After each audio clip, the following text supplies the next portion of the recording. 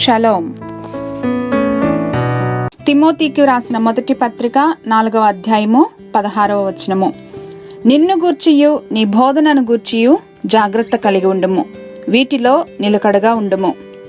Keep a close watch on all you do and think. Stay true to what is right.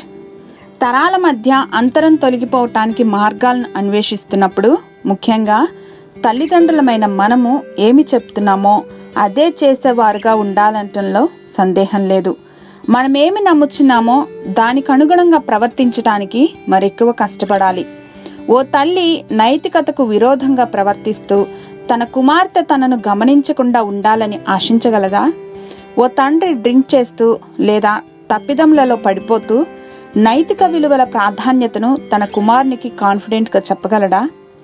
క్రైస్తవ స్వభావాన్ని నిలబెట్టుకోవటానికి స్థిరత్వం ఎంతో అవసరం.